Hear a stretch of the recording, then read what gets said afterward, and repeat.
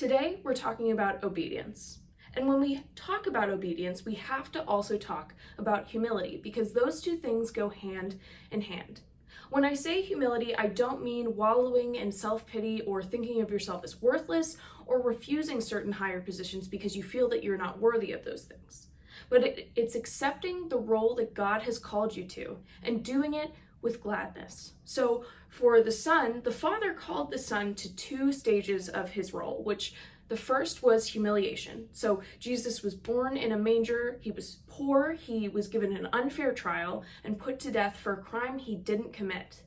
But stage two is exaltation, where Jesus rises from the dead and reigns as king. In John 5, we actually see Jesus address his obedience to the Father by talking to the religious leaders who are angry and questioning him because he healed someone on the Sabbath. And Jesus responds with this. Jesus gave them this answer. Very truly I tell you, the Son can do nothing by himself. He can do only what he sees his Father doing, because whatever the Father does, the Son also does. For the Father loves the Son and shows him all he does. Yes, and he will show him even greater works than these, so that you will be amazed. For just as the Father raises the dead and gives them life, even so the Son gives life to whom he is pleased to give it.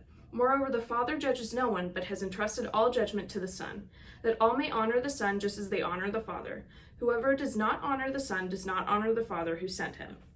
So we see here that there is language like God sent the Son, he entrusts judgment to the Son, it honors the Son and honors the Father. So all of these point to the fact that the Son is obedient to the Father.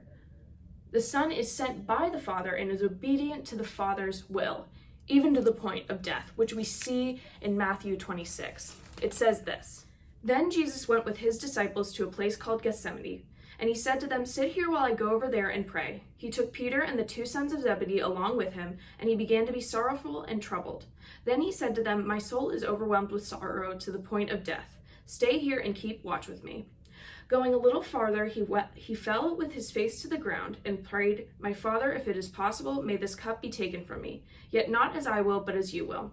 Then he returned to his disciples and found them sleeping. Couldn't you men keep watch with me for more than 1 hour? He asked Peter, Watch and pray so that you will not fall into temptation. The spirit is willing, but the flesh is weak. He went away a second time and prayed, My Father, if it is not possible for this cup to be taken away unless I drink it, may your will be done. When he came back, he again found them sleeping because their eyes were heavy. So he left them and went away once more and prayed the third time, saying the same thing. Then he returned to the disciples and said to them, Are you still sleeping and resting? Look, the hour is come, and the Son of Man is delivered into the hands of sinners. Rise, let us go. Here comes my betrayer. So we see here that Jesus is saying, Yet not my will, but yours be done. Even though he wishes that this cup would pass from him, he is obedient to the Father's will. Jesus fulfills the Father's redemptive will for humanity, and he brought salvation to the world through his death and resurrection on the cross. So obedience and humility go together. We obey because we understand our humble position. If Jesus Christ himself was obedient to the Father's will, how can we not be obedient to whatever God calls us to? So today, I want you to think about what role has God called you to? How can you be obedient to him, not just in big, life-changing decisions, but in each and every single day?